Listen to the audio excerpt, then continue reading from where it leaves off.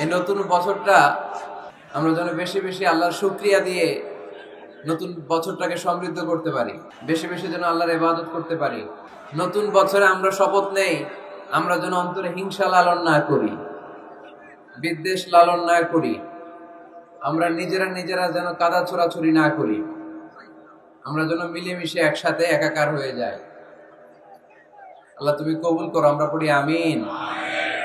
60টা জিনিস মানুষ মরে যাওয়ার পরে তার কবরে পৌঁছতে থাকে। ইন্না মিম্মা ইয়ালহাকুল মুমিন মিন হাসানাতিহি বা'দা মাউতিহি, মানুষ মরে যাওয়ার পরেও যে 60টা জিনিস তার কবরে পৌঁছায় তার মধ্যে একটা হচ্ছে মসজিদান বানাহু, সে যে মসজিদ বানিয়ে গিয়েছে ওই মসজিদের সওয়াব। সুবহানাল্লাহ পড়ে। আপনি টাকা দিয়ে মসজিদ বানিয়ে দিলেন, ওই মসজিদে মুসল্লিরা নামাজ পড়ে, রোজাদাররা এসে ওখানে ইফতার খায়, তাহাজ্জুদ আদায়কারীরা তাহাজ্জুদ পড়ে, তাদের সওয়াবের কমতি হবে না, কিন্তু তাদের সওয়াবের একটা পার্সেন্টেজ সওয়াব যে ব্যক্তি মসজিদ বানালো তার আমলনামে আল্লাহ ঢুকিয়ে দেয়। সুবহানাল্লাহ বলতে পারলেন না? হে নামাজি আমার ঘরে নামাজে পড়ো আজ, দিল মে তোমার চরণ তলে হৃদয় যায় নামাজ। হে নামাজি আমার ঘরে নামাজে পড়ো আজ, দিল মে তোমার চরণ তলে হৃদয় যায় নামাজ। পড়েন আল্লাহু আকবার। কি সুন্দর লিখেছেন কাজী নজরুল ইসলাম। মসজিদ কেমন যেন মসজিদ তার নিজের ভাষায় আল্লাহর কাছে কেঁদে কেঁদে ফরিয়াদ জানায়, আল্লাহ নামাজিরা আমার ঘরে আসে না, কি সুন্দর টাইলস, কি সুন্দর মুসল্লা, কি সুন্দর এয়ার কন্ডিশন, সব আছে কিন্তু মুসল্লি নাই, ঠিক কিনা? মসজিদগুলো আল্লাহর কাছে ফরিয়াদ জানায়, এজন্য আমরা যেন মসজিদ মুখী হই। কি মুখী? কাজী নজরুল ইসলাম খুব সুন্দর করে বলেছেন, মসজিদেরই পাশে আমায় কবর দিও ভাই, ঠিক কিনা? মসজিদেরই পাশে আমায় কবর দিও ভাই, যেন গড়ে হতে মুয়াজ্জিনের আযান শুনতে পাই। আমার গোরের পাশে দিয়ে ভাই নামাজিরা যাবে,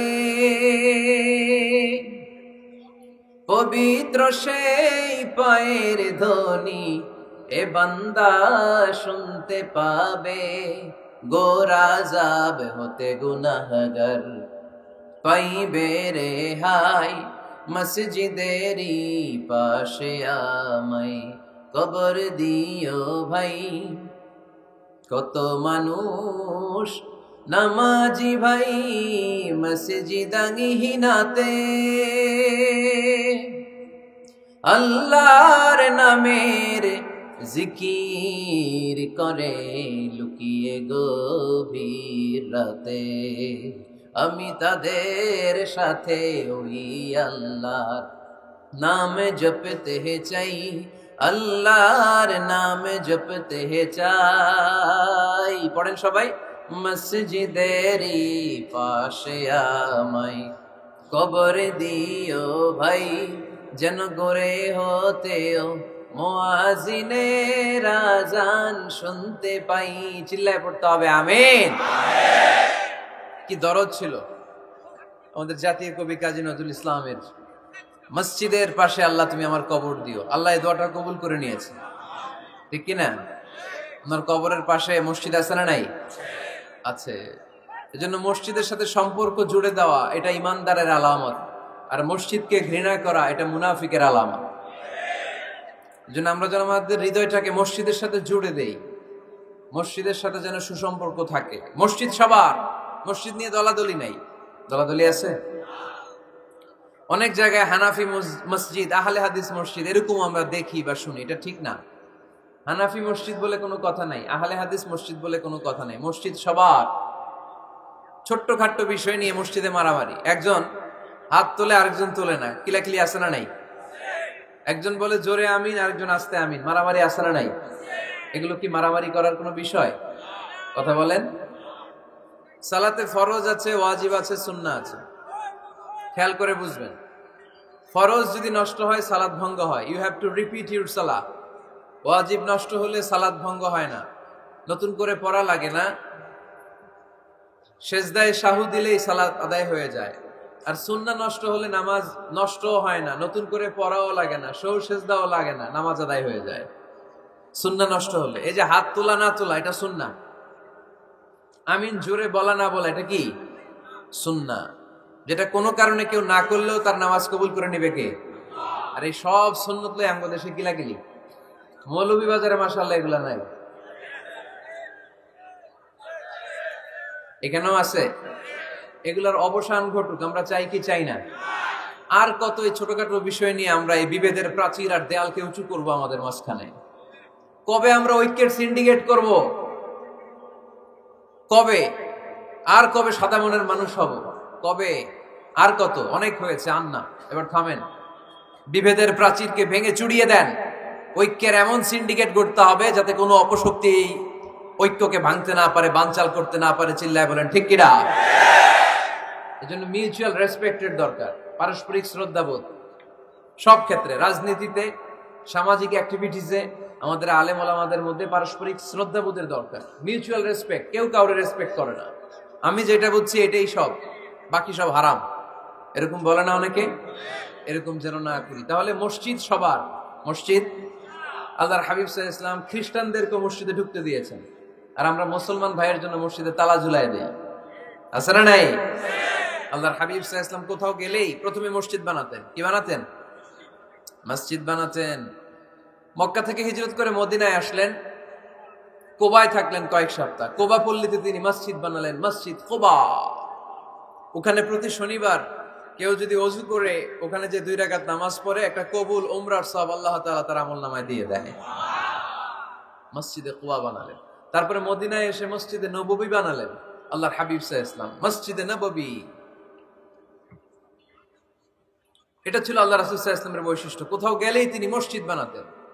মসজিদে নববী, হায় রে, এখন তো কত সুন্দর মসজিদ আমরা দেখি, আমরা যে সালাত পড়ি। আল্লাহর হাবিব সাল্লাল্লাহু আলাইহি সাল্লামের সময় মসজিদে নববী কি এরকম ছিল? কথা বলেন। ফ্লোর ছিল বালুর ফ্লোর। কিসের ফ্লোর? আমাদের মসজিদের ফ্লোর কিসের? টাইলস। আর আল্লাহ রাসূল সাল্লাল্লাহু আলাইহি ওয়াসাল্লামের মসজিদে নববীর ফ্লোর কিসের? কথা বলে না। তো আওয়াজ করে উত্তর দেন না কেন? কষ্ট হচ্ছে? দুপুরে খাইছেন না সবাই? কেন খান নাই কেন? রোজা রাখছিলেন? হ্যাঁ, ফজর বাদে আইছি। আচ্ছা ঠিক আছে, ঠিক আছে। আচ্ছা আচ্ছা, সাউন্ড নাই, কথা শোনা যায় না? তো এটা শুনলা কেমনে? জিজ্ঞেস করলাম কথা শোনা যায় না, কয় না। তো এটা শুনলা কি করে? মানে অল্প শোনা যায়, তাই তো? একটু পরে আমার বিদায় ঘন্টা বাজবে, আমি চলে যাব। এই তোমরা ডিস্টার্ব করতে করতে আমার সময় শেষ। তোমরা ডিস্টার্ব করলে তোমাদের লস। আমি আমার টাইমের 1 মিনিট বেশি যেতে পারবো না, কারণ এখানে আসরের সালাতের আজান শুরু হয়ে যাবে, এরপরে কোনো কথা নেই। আর বক্তব্য লম্বা করা এটা বেদাত।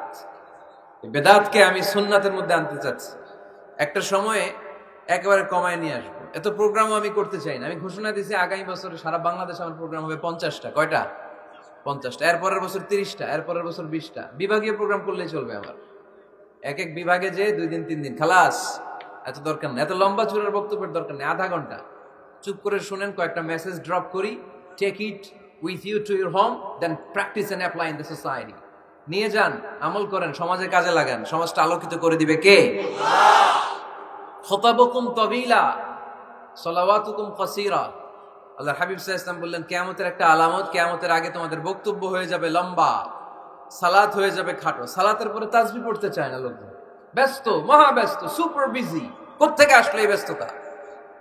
আপনি রবের সাথে মুনাজাত, না যাই ইউনাজি মুনাজাত, আপনার রবের সাথে একাকী নীরবে কথা বলতে মনে চায় না আপনার? এত তাড়াহুড়ো কিসে?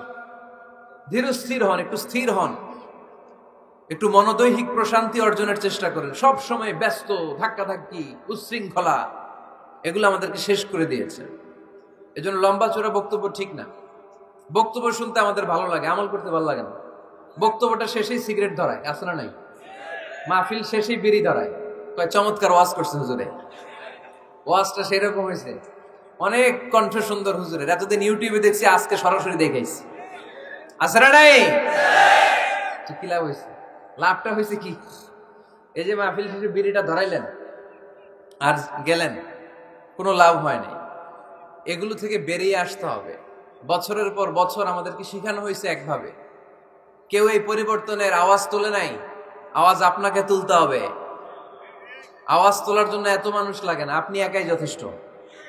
আপনি দাঁড়ান না সামনে, দেখবেন আপনার সামনে কেউ টিকে থাকতে পারবে না, ঠিক কিনা? কিন্তু আপনার শক্ত সিদ্ধান্ত লাগবে, পরিবর্তনের জন্য শক্ত মানসিকতা লাগবে যে আমি পরিবর্তন করতে চাই। We have to change. যুগ জামানা পাল্টে দিতে চাই না অনেকজন। এক মানুষই আনতে পারে জাতির জাগরণ। এক মানুষই বিপদকালে বাঁচায় কাফেলায়, ক্ষুদ্র ডিঙ্গি বাঁচায় জাহাজ অসীম দরিয়ায়। এজন্য আপনার শক্ত সিদ্ধান্ত পারে আপনার মৌলভীবাজারটাকে দেশের শ্রেষ্ঠ জেলা, শ্রেষ্ঠ থানা হিসেবে আল্লাহর কাছে কবুল করতে, ঠিক কিনা?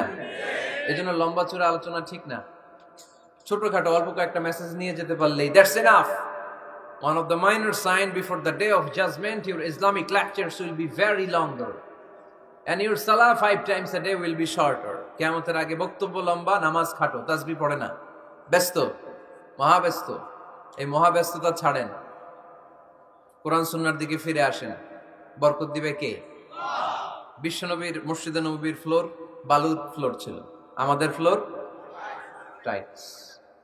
আল্লাহর হাবিব সাল্লাল্লাহু আলাইহি ওয়াসাল্লামের মসজিদে বালি নিচে, এই বালিতেই নামাজ পড়তেন। বৃষ্টি হলে কাদামাটি হয়ে যেত, কাদামাটিতেই সেজদা করতেন।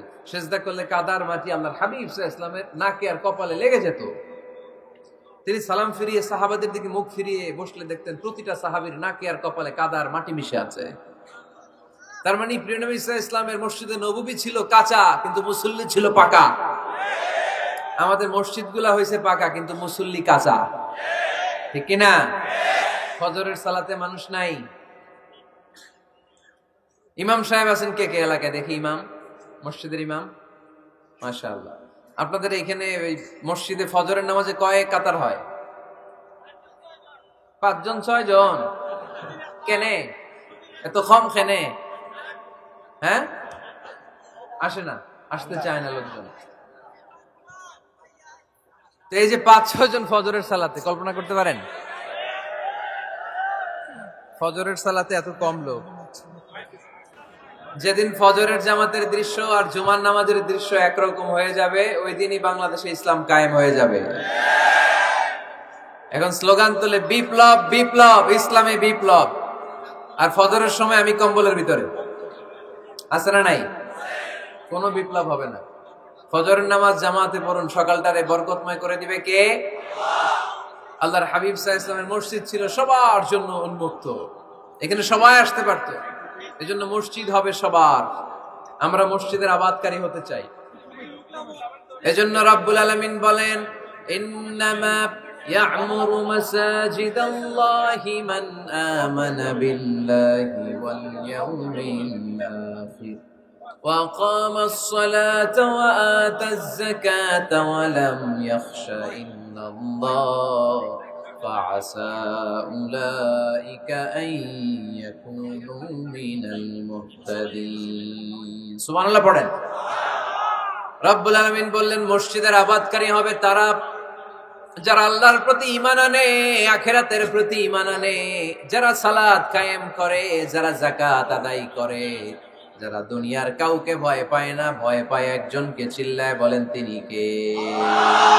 যাদের হৃদয়ে আছে আল্লাহর ভয়, তারা কবু পথ ভুলে যায় না। আল্লাহর প্রেম ছাড়া এই দুনিয়া কারো কাছে কোনো কিছু চায় না, ঠিক কিনা? তাহলে যারা মসজিদের আবাদকারী, এরা ভয় পায় একজনকে। চিল্লায় বলেন তিনি কে? মসজিদের আবাদকারীদের প্রথম গুণ, তারা আল্লাহয় বিশ্বাস করে, তারা আখিরাতে বিশ্বাস করে, তারা সালাত কায়েম করে, তারা যাকাত আদায় করে, তারা আল্লাহ ছাড়া পৃথিবীর কাউরে ভয় পায় না। আল্লাহ বলেন ফাআসা উলাইকা আইয়াকুনু মিনাল মুহতাদিন। আশা করা যায় তারাই হলো হেদায়েতের রাস্তার উপরে আছে, ঠিক কি না? তারাই মসজিদের আবাদকারী, যারা মসজিদে যায়, সালাত আদায় করে। এখন মসজিদের আবাদকারী আপনি হতে চান, আপনি মসজিদে যান না, আপনি আবাদকারী হতে পারবেন? মসজিদের অনেক সভাপতি আছে, মসজিদে যায় না, আছে না নাই? মৌলভীবাজারে এই সমস্যা বোধহয় নাই। মসজিদের সেক্রেটারি মসজিদে যায় না, আছে না নাই? তাহলে হইলো, এটা হইলো, এটা মেনে নেওয়া যায়? এজন্য সভাপতি সাহেবরা, আপনি কষ্ট করে মসজিদ বানিয়েছেন, মসজিদে যাবেন। এই কথা বলেন কেন? এত দিকে বিশৃঙ্খলা হইলে কেমন হবে? বসেন আর অল্প কয়েক মিনিট। সভাপতি সাহেব আপনি মসজিদে যাবেন, সেক্রেটারি সাহেব আপনি মসজিদে যাবেন, তাহলে আপনি সঠিক মসজিদের আবাদকারী হবেন, ঠিক কিনা? আমরা মসজিদের আবাদকারী হতে চাই, ইনশাআল্লাহ। পড়েন উমরানুল মাসাজিদ। মসজিদের আবাদ কি করে করতে হয়? মসজিদ আবাদ করার এক নাম্বার মাধ্যম হচ্ছে মসজিদ নির্মাণ করা। কি করা? নির্মাণ করা। খেয়াল করবেন, আল্লাহর হাবিব সাল্লাল্লাহু আলাইহি ওয়াসাল্লাম বলেছেন, মান বানা মসজিদান মিন মালিহি ফিদ দুনিয়া বানাল্লাহু লাহু বাইতান ফিল জান্নাহ। যে ব্যক্তি নিজের পকেটের টাকা খরচ করে দুনিয়াতে মসজিদ বানায়, আল্লাহ তাআলা তার জন্য জান্নাতে ঘর বানায়। 60টা জিনিস মানুষ মরে যাওয়ার পরে তার কবরে পৌঁছতে থাকে। ইন্না মিম্মা ইয়ালহাকুল মুমিন মিন হাসানাতিহি বা'দা মাউতিহি। মানুষ মরে যাওয়ার পরেও যে 60টা জিনিস তার কবরে পৌঁছায়, তার মধ্যে একটা হচ্ছে মসজিদান বানাহু। সে যে মসজিদ বানিয়ে গিয়েছে, ওই মসজিদের সওয়াব। সুবহানাল্লাহ পড়ে। আপনি টাকা দিয়ে মসজিদ বানিয়ে দিলেন, ওই মসজিদে মুসল্লিরা নামাজ পড়ে, রোজাদাররা এসে ওখানে ইফতার খায়, তাহাজ্জুদ আদায়কারীরা তাহাজ্জুদ পড়ে, তাদের সওয়াবের কমতি হবে না, কিন্তু তাদের সওয়াবের একটা পার্সেন্টেজ সওয়াব যে ব্যক্তি মসজিদ বানালো তার আমলনামায় আল্লাহ ঢুকিয়ে দেয়। এজন্য বেশি বেশি মসজিদ বানাতে রাজি আছেন তো? তাহলে মসজিদ আবাদ করার প্রথম মাধ্যম হচ্ছে মসজিদ বানানো। 2 নাম্বার মাধ্যম হচ্ছে মসজিদে যে জামাতে সালাত আদায় করা।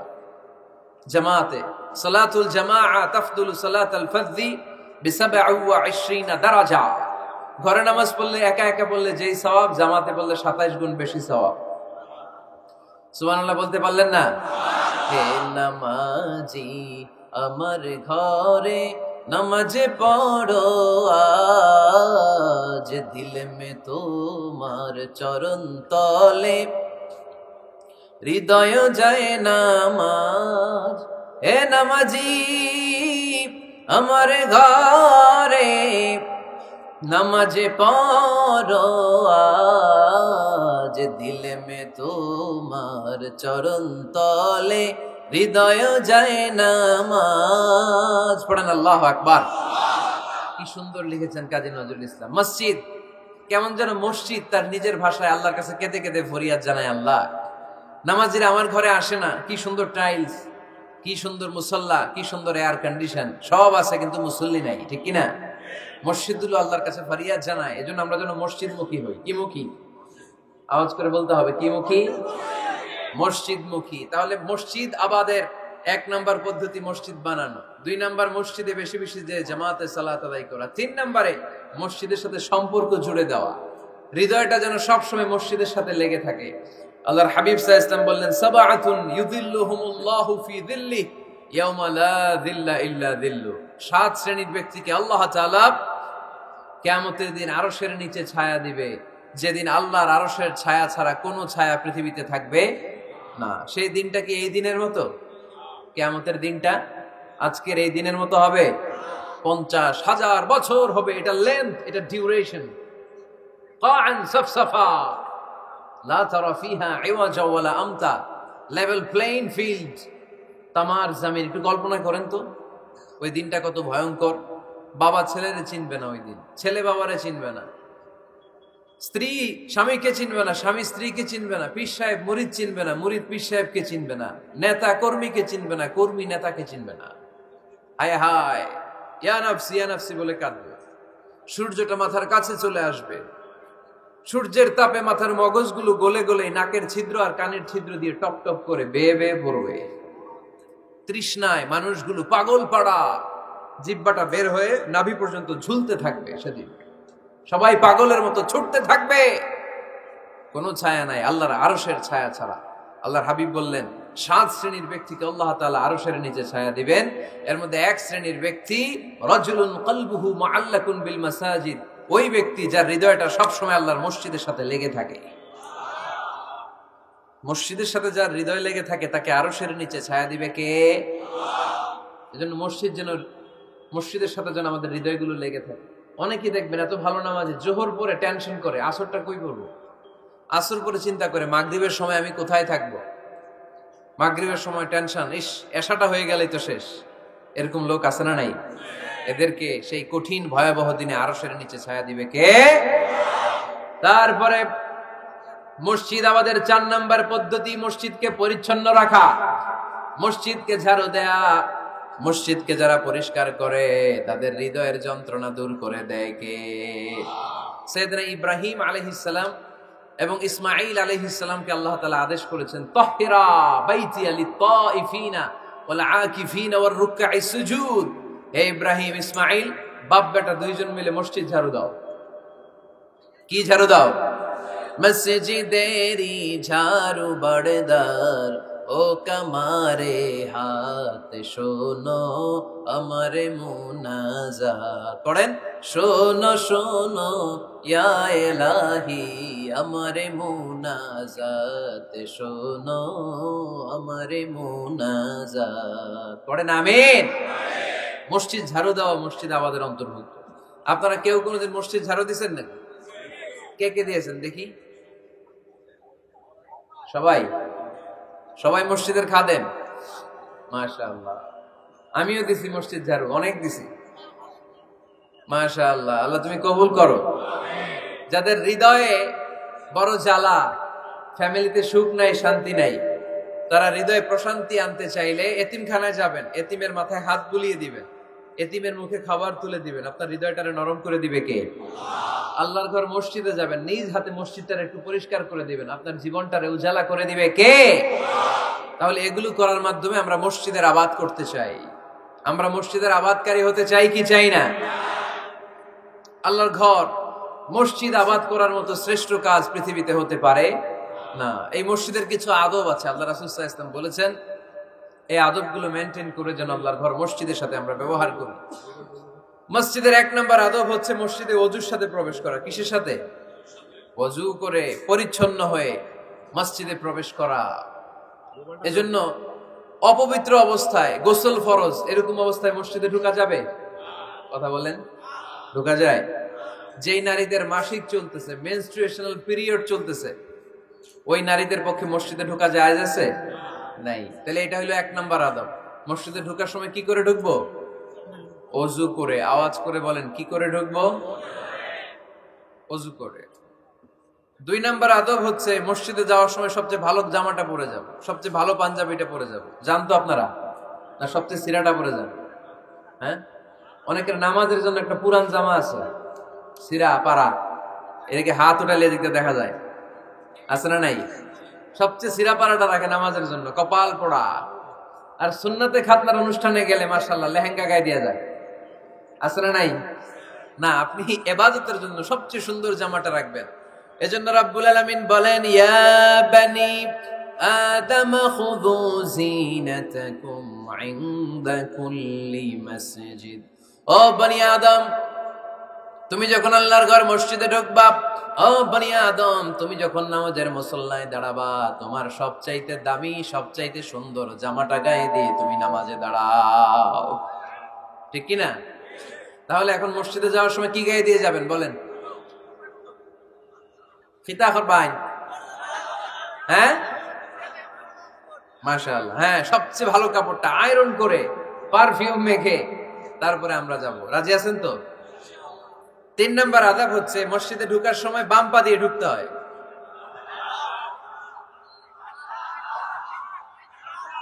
কোন পা? আরো জোরে। এদেরকে গুতা মারা লাগে, নাহলে আওয়াজ বাড়ে না। এরকম ভলিউম টাইট করতে হয়, ভলিউম হাই করলে আর করে বাড়ে। এমনি বলতে চায় না। ঘটনা কি? হ্যাঁ, খায় নাই? বদরের যুদ্ধ হয়েছিল রমাদানে, কোন সাহাবী খায় নাই, না খাইয়া একেবারে সাইজ করে দিছে কাফেরদেরকে। আমরা না খেলেও আমাদের হৃদয়ে ইমানি শক্তি আছে না নাই? এই তো বোঝা যাচ্ছে ইমানি শক্তি আছে। এতক্ষণ আছিল কই? তো মসজিদে ঢোকার সময় কোন পা দিয়ে? এগুলো মনে থাকে আমাদের? ভুলা যাই আমরা, খেয়াল থাকে না তো এগুলা। এত কিছু মনের মধ্যে রাখলে এগুলো মনে থাকবে কেমনে? মসজিদে ঢোকার সময় কোন পা? আরো জোরে। বেরোয়ার সময় কোন পা? মনে থাকবে? মসজিদে যখন ঢুকবেন ডান পা দিয়ে ঢুকবেন, আর দোয়া পড়বেন, আউযু বিল্লাহিল আযীম ওয়া বিওয়াজহিল কারীম ওয়া সুলতানিহিল কদীম মিনাশ শাইতানির রাজীম। বিষ্ণু ইসা ইসলাম বললেন, যে ব্যক্তি মসজিদে ঢোকার সময় এই দোয়াটা পড়বে, শয়তান আফসোস শুরু করে, সে বলে, হায় হায়, আজকের দিনের জন্য, সারা দিনের জন্য তো তুই আমার ওয়াসওয়াসা থেকে বেঁচে গেলি, আজকের সারা দিনের জন্য তোরে আমি হারালাম, আজকের সারাটা দিন আল্লাহর পক্ষ থেকে প্রোটেকশন নিয়ে তুই বেঁচে গেলি, আজকের জন্য যা, কালকে তোরে আমি ধরবো। এজন্য এই দোয়াটা পড়ার দরকার আছে না? আউযু বিল্লাহিল আযীম ওয়া বিওয়াজহিল কারীম ওয়া সুলতানিহিল কাদীম মিনাশ শাইতানির রাজীম। চারটা বাক্যের দোয়া। মুখস্থ করতে কষ্ট হলে যে ইউটিউবে চলে যাবে আজকেই, ওখান থেকে শুনে আপনারা মুখস্থ করে নেবেন, এই দোয়াটা পড়বেন, তাহলে ওই দিনের জন্য শয়তানের ওয়াসওয়াসা, টেম্পটেশন, প্রভোকেশন থেকে আপনি আল্লাহ তাআলার প্রোটেকশনে চলে গেলেন। সুবহানাল্লাহ পড়েন। তারপরে আল্লাহর হাবিব বললেন, ঢোকার আগে আমারে সালাম দাও। পড়বেন, আসসালামু আলাইকা আইয়ুহান নাবিয়্যু ওয়া রাহমাতুল্লাহি ওয়া বারাকাত। এই দুইটা জিনিস যখন করে ফেললেন, তখন ডান পা দিয়ে পড়বেন, আল্লাহুম্মা আফতাহ লি আবওয়াবা রাহমাতিক। সুবহানাল্লাহ পড়েন। আল্লাহুম্মা আফতাহ লি, ও আল্লাহ আমার জন্য তুমি খুলে দাও, আবওয়াবা রাহমাতিক, তোমার রহমতের দরজা। তার মানে মসজিদে ঢুকলে রহমত পাওয়া যায় কি যায় না? মসজিদে ঢুকলে পাওয়া যায় রহমত, মসজিদের বাইরে রহমতের কথা আল্লাহ বলে নাই, মসজিদের ভিতরে রহমত। কোথায় রহমত? কোথায়? মসজিদের ভিতরে রহমত আছে না? তার প্রমাণ, মসজিদে ঢুকলেই শান্তি লাগে কেমন জানি, আর ঘুমে ধরে। মসজিদে ঘুমাইছেন কারা কারা দেখি? সবাই ঘুমাইছেন? আরে আমি কত ঘুমাইছি।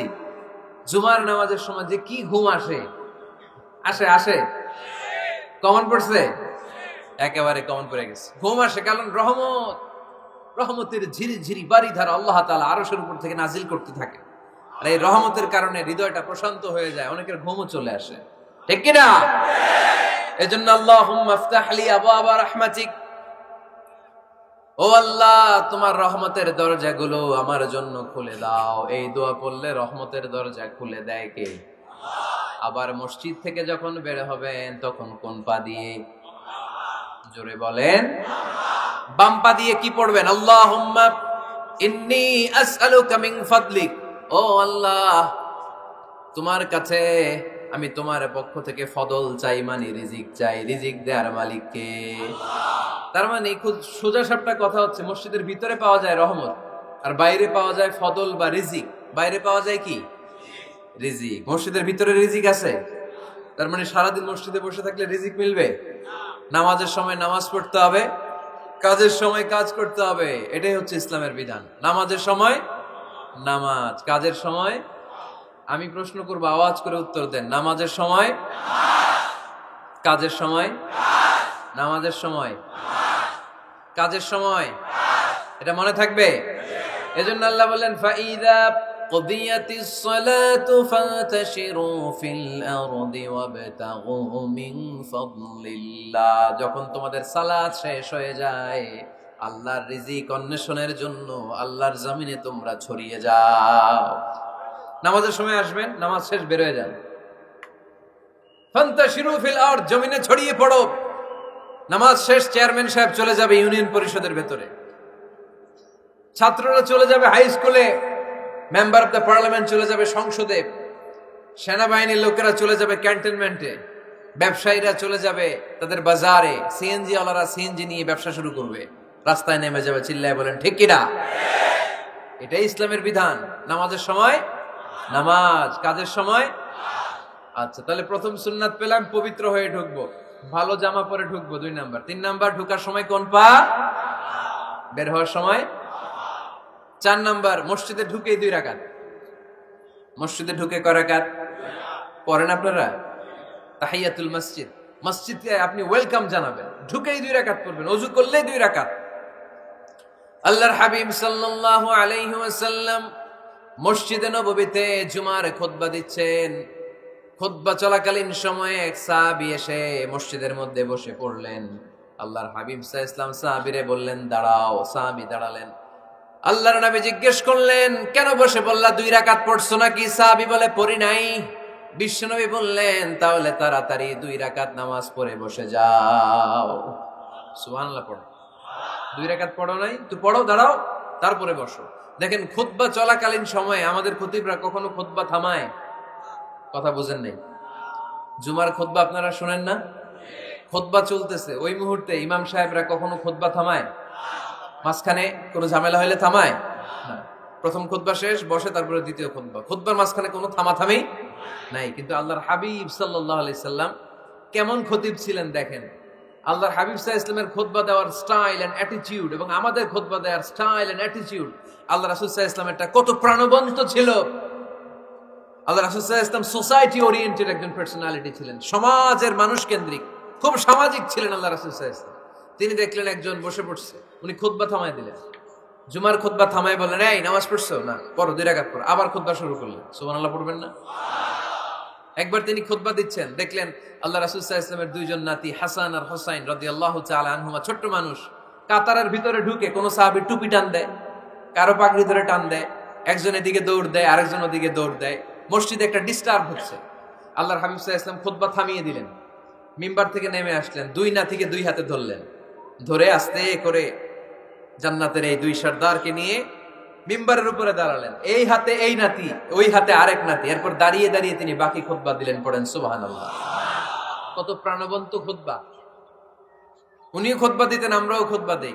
আল্লাহর হাবিব সাল্লাল্লাহু আলাইহি ওয়াসাল্লাম খুতবা দিচ্ছেন, এক সাহাবী এসে বলল, ইয়া রাসূলুল্লাহ, মদিনায় দুর্ভিক্ষ, বৃষ্টি নাই, আপনি বৃষ্টির দোয়া করেন। রাসূল সাল্লাল্লাহু আলাইহি ওয়াসাল্লাম খুতবা থামায় দিলেন, থামাই দিয়ে দোয়া শুরু করলেন। আল্লাহুম্মা আসকিনা গাইসান মুগীসান মারিআন মুরিআন নাফিআন গায়রা দার আজিলান গায়রা আজিল। আল্লাহ, উপকারী বৃষ্টি দেন, যে বৃষ্টিতে আমাদের ফসল জন্মাবে, সবুজ ঘাস লতা পাতা জন্মাবে, আমাদের গবাদি পশুর রিজিক বাড়বে। এরকম উপকারী বৃষ্টি আমাদেরকে দিয়ে মদিনাটারে ধন্য করে দেন। বৃষ্টি শুরু হলো। জুমাবার বৃষ্টি, শনি রবি সোম মঙ্গল বুধ বৃহস্পতি শুক্র, টানা 7 দিন বৃষ্টি। এবার বৃষ্টির চোটে মদিনায় বন্যা হয়ে গেছে। এতদিনে দুর্ভিক্ষ, এতদিনে কি? এখন বৃষ্টির বরকতের দোয়া করছে, বৃষ্টিতে এবার বন্যা। যেই সাহাবী বৃষ্টির জন্য দোয়া করতে বলেছিলেন, পরের জুমাবারের খুতবার সময় এসে ওই সাহাবী বলেন, ইয়া রাসূলুল্লাহ, আবার খুতবার মাঝখানে, ইয়া রাসূলুল্লাহ, আর বৃষ্টির দরকার নাই, আর দরকার নেই, এবার বৃষ্টি বন্ধের দোয়া করেন। আল্লাহর হাবিব সাল্লাল্লাহু আলাইহি ওয়াসাল্লাম খুতবা থামিয়ে আবার বন্ধের দোয়া, আল্লাহুম্মা হাওয়ালাইনা ওয়ালা আলাইনা, হে আল্লাহ আমাদের চারিদিকে দেন, মদিনাতে আর বৃষ্টির দরকার নাই। চিল্লায় পড়েন সুবহানাল্লাহ। এজন্য খতিব হবে এরকম প্রাণবন্ত খতিব। সমাজে কি চলে, কি ক্রাইসিস, কি সংকট, ইয়াংরা কোন সমস্যায় ভোগে, আমাদের রাজনৈতিক অঙ্গনে কি সমস্যা, আমাদের অর্থনৈতিক অঙ্গনে কি সমস্যা, আমাদের সামাজিক অঙ্গনে কি সমস্যা, আমাদের পরিবারগুলোর ভেতরে কি ঝামেলা, প্রত্যেকটা কথা মসজিদের মিম্বার থেকে আসার দরকার আছে না নাই? আল্লাহর হাবিব সাল্লাল্লাহু আলাইহি ওয়াসাল্লাম এভাবেই সমাজকে ঠিক করে দিতেন। 2 রাকাত মসজিদে ঢুকে আজকে থেকে আমরা পড়ব। মসজিদে ঢুকলেই কয় রাকাত মনে থাকবে না ভুলে যাবেন?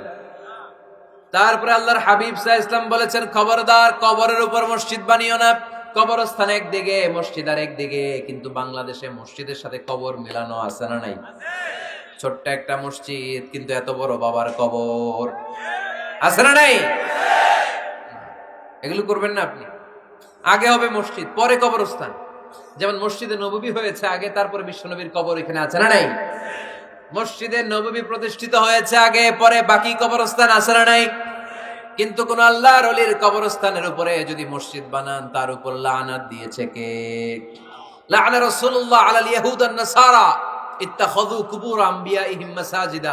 আল্লাহর রাসূলের লানত ইহুদি নাসারাদের উপর, কারণ ইহুদি আর নাসারাদের একটা খাসলাত, একটা বৈশিষ্ট্য ছিল, তারা তাদের নবীদের কবরের উপরে মসজিদ বানায় ফেলত। এটা করা যাবে? এজন্য এলাকায় এলাকায় এই ঝামেলা, কবর আর মসজিদ হবে আলাদা। আবার মসজিদের কেবলার দিকে যেন কবরস্থান না হয়, তাহলে শিরক হওয়ার সম্ভাবনা আছে না নাই? খুব সাবধান। আল্লাহ সব মাফ করে, কিন্তু শিরক মাফ করে না, ঠিক কি না? শিরক হচ্ছে মহাপাপ, সব পাপের বাপ। এজন্য আমরা সব করলেও শিরকের গুনাহ মুসলমান কখনো করতে পারে। এরপর আল্লাহর হাবিব বললেন, মসজিদকে পরিষ্কার পরিচ্ছন্ন রাখো, এটাও মসজিদের আদাব। মসজিদে আতর লাগিয়ে দেন, বাখর জ্বালিয়ে দেন। আপনাদের এই এলাকার মধ্যে তো বাখুরের অভাব নাই, আগরের অভাব নাই, ঠিক কিনা? গতকাল প্রোগ্রাম ছিল কই? সুজানগর, আগরের রাজধানী। আগর চিনেননি আপনারা? হ্যাঁ, এই যে দেহনেল উদ পারফিউম, আপনাদের এই যে মাহতাব সাহেবের আল হারামাইন, এরপরে যে আজমল কোম্পানি, এও আপনাদের এই মৌলভীবাজার এলাকার। এরকম অনেক কোম্পানি আছে দুবাই ভিত্তিক, গোটা বিশ্বে ওনারা ব্র্যান্ডিং করেছে। এগুলোর র ম্যাটেরিয়াল, কাঁচামাল যায় হচ্ছে আপনাদের মৌলভীবাজার থেকে। ছেলের বউ শাশুড়ির ওয়াজ গতকাল করছে, শুনে নিন। শাশুড়ি আর বৌমার কিলাকিলি, গতকালের ওয়াজের বিষয় ছিল কি? শাশুড়ি বৌমার কিলাকিলি কি করে থামাবেন, শুনে নিন। আচ্ছা ঠিক আছে, মুফতি সাহেবদের কাছ থেকে জেনে নেবেন এই প্রশ্ন। আমি উত্তর দিলে আবার কিলাকিলি লেগে যাবে বাংলাদেশ, কিলাকিলির দরকার নেই। সম্মানিত ভাইয়েরা, মসজিদ পরিষ্কার পরিচ্ছন্ন রাখবেন, এই বাখুর জ্বালাবেন, দেহিনুল উদ, এই পারফিউম গুলো ছড়িয়ে দিবেন। মসজিদের মধ্যে অনেক মসজিদে দুর্গন্ধ আছে না নাই? এই কার্পেটের মধ্যে ময়লা, পরিষ্কার করে না। আল্লাহর হাবিব সাল্লাল্লাহু আলাইহি ওয়াসাল্লাম বলেছেন, খবরদার। আম্মা জান আয়েশা বর্ণনা করেন, আমার রাসূলুল্লাহ সাল্লাল্লাহু আলাইহি ওয়াসাল্লাম বিবিনাইল মসজিদ ফি দুয়ার ওয়া আন তুতাইয়াবা ওয়া তুনাযাফ, আমরা যেন এলাকা এলাকায় মসজিদ বানাই, মসজিদগুলোকে যেন পারফিউম দিয়ে, আতর দিয়ে সুগন্ধময় করে দেয়, বিশ্বনবী আদেশ করেছেন। সুবহানাল্লাহ পড়ুন। এজন্য কোনো অপরিচ্ছন্ন মসজিদ থাকতে পারবে না। মসজিদের পাশ দিয়ে গেলে আতরের ঘ্রাণে আমোদ হয়ে লোকজন যেন বুঝতে পারে এটা আল্লাহর ঘর, মসজিদ। চিল্লায় বলেন ঠিক কিনা? এরপরে আল্লাহর হাবিব সাল্লাল্লাহু আলাইহি ওয়াসাল্লাম বলেছেন, মসজিদের আরেকটা আদব হলো মসজিদকে অতিমাত্রায় ডিজাইন না করা। বেশি ডিজাইন করা যাবে না। এমন ডিজাইন করা যাবে না যে এটা মসজিদ বোঝাই যায় না। এত লাইটিং ফাইটিং করে, এটা কি মসজিদ না কমিউনিটি সেন্টার বোঝাই যায় না। আছে না নাই? আছে। এরকম যেন আমরা না করি সম্মানিত ভাইয়েরা। বিশেষ করে মসজিদের সামনের দেয়ালে। কোন দেয়ালে? সামনের দেয়ালটা, কেবলার দিকে যেই দেয়াল, এই দেয়ালটা হতে হবে ফ্রেশ, যাতে করে মানুষের দৃষ্টি আকর্ষণ না করে। প্রায় মসজিদের দেয়ালের মাঝখানে দেখবেন আপনি ক্যালেন্ডার ঝুলায় রাখে, আছে না নাই? মৌলভীবাজারের কি অবস্থা? কিতা খবর আছে? তো এই যে ক্যালেন্ডার ঝুলায় রাখে, ওইখানে দেখবেন বিভিন্ন মসজিদের ছবি, এতিমখানার ছবি, মানুষের ছবি। তো মানুষ নামাজও পড়ে, আবার ওগুলোও তাকায়, আছে না নাই? প্রথম কাতারে পরে ওইখানে কি লেখা, এগুলো পরে, তার ডিস্টার্ব হচ্ছে না? এই মুসল্লির দৃষ্টি যাতে অন্যদিকে না যায়, এটা খেয়াল রাখতে হবে। যদি পারা যায়, মসজিদের সামনে কোনো ঘড়ি টড়ি চলবে না। ঘড়ি মসজিদের পেছনের দেয়ালে, সময়সূচি পেছনের দেয়ালে, সব পেছনে। সময় কয়টা বাজে ওটা ইমাম দেখলেই চলবে, ইমাম এভাবে দেখে নিবে, আপনারাও দেখে নিবেন। কিন্তু সামনের দেয়ালটা যত সিম্পল করা যায়। আল্লাহর হাবিব সাল্লাল্লাহু আলাইহি ওয়াসাল্লাম নামাজ পড়া অবস্থায় সামনে এমন কিছু রাখতেন না যেটার দ্বারা আল্লাহর হাবিব সাল্লাল্লাহু আলাইহি ওয়াসাল্লামের সালাতে মনোযোগ অন্যদিকে চলে যায়। আমরা যখন সালাত পড়ি, যদি অন্যদিকে তাকাই, ফেরেশতার মাধ্যমে আল্লাহ একটা ডাক দেয়, বলে আকবিল, এই বান্দা ফিরে আয়, তোর নজর থাকা দরকার সিজদার জায়গায়, ফিরে আয়। আপনি আবার যখন অন্যদিকে তাকান, আল্লাহ বলে ফিরে আয়, সিজদার দিকে তাকা। আপনি আবার যখন ঘড়ির দিকে তাকান, আল্লাহ বলে আকবিল, ফিরে আয়, সিজদার দিকে তাকা। আপনি যখন আবার অন্যদিকে তাকান, তখন আল্লাহ বলে লা হাজাতা লি ইলা সালাতিক, তোর এই নামাজের দরকার আমার নাই। নাউজুবিল্লাহ পড়বেন না? তোর এই নামাজের দরকার আমার নাই। অজু করে কষ্ট করে যাকে খুশি করার জন্য আপনি সালাতে দাঁড়ালেন, উনি যদি বলে এই নামাজের দরকার নাই, তা কার জন্য নামাজ পড়লেন আপনি? কথা কি বুঝতে পেরেছেন?